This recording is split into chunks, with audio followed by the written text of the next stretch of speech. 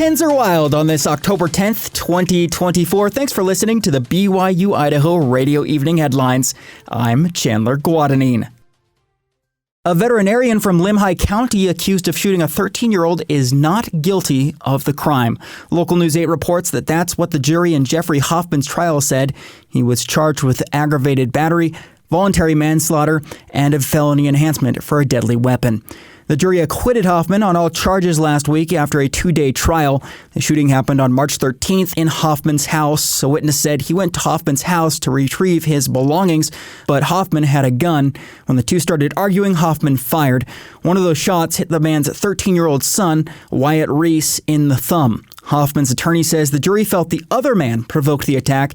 He was arrested for disturbing the peace and battery and pleaded guilty in April.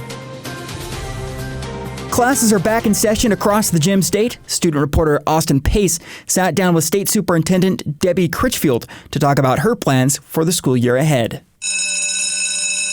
School is back in session, and school districts around Idaho were surprised by a visit from Debbie Critchfield, the superintendent of public instruction, to check in on the school district's well-being. The whole purpose is to physically go to the schools to see what's happening in our classrooms, visit with our local school leaders, hear what they're excited about, hear what their challenges are, all of that rolling up into helping me be better at my job. With a new year quickly approaching, Critchfield wants to make sure Idaho schools are taking advantage of the money allotted to them every year. Every year, the legislators from the state of Idaho vote on bills and budget proposals during the state's legislative session. Idaho State Superintendent Debbie Critchfield just submitted the annual Public Schools and Department of Education budget proposals for the 2025 legislative session. In an interview with BYU-Idaho Radio, Critchfield says she's been working on the proposal since April. There's so much effort and time that goes in to putting it all together, and we want to get it right. We want to make sure that what we're proposing is something that's meeting the needs, and we want to be careful in what we ask for. We want to build some support and a coalition around what we want to do, and all those things, leading up to the legislative session of 2025, really kind of started in April of this year. Critchfield has one thing on her mind when drafting the budget proposals: Idaho students and their academic success. Well, we always have a priority around student achievement and student outcomes, and also around preparation. How do we best prepare our students? And how do we honor that local control and local budgeting by providing flexibility within the dollars that the state sends? This year's budget proposal is set at a total of $3.3 billion, a 2.6% general fund increase, which isn't a lot.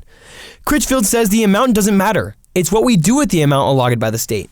So rather than saying, hey, we need a bunch of new money in all of these places, I took a look at the budget over the last couple of years and said, we can actually use the money that we've got in better, more efficient ways that honor local control and attach it more closely to the types of students that we have in the classrooms. The budget proposal won't be voted on until towards the end of the 2025 legislative session if the session follows its patterns from previous years. For BYU-Idaho Radio, I'm Austin Pace.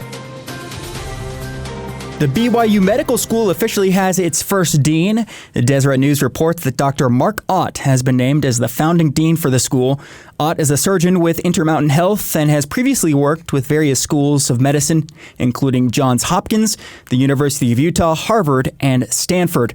While with the University of Utah, Ott was awarded the Faculty Teacher of the Year award. Addressing his hire, Dr. Ott said BYU's medical school will provide students with a top-flight medical education, as well as an enduring appreciation that their talents and training are gifts from God for the benefit of the world. The Church of Jesus Christ of Latter-day Saints announced plans for the school in July. I'm Chandler Guadagnine saying thank you again for listening to the BYU-Idaho Radio Evening Headlines. These have been your headlines for Thursday, October 10th, 2024. You can stay up to date on the latest from the community and the campus by tuning in to BYU-Idaho Radio on KBYI 94.3 FM. You can also stay connected with us on social media. We're on Facebook, YouTube, Instagram, and X. Be informed, be inspired. This is BYU-Idaho Radio.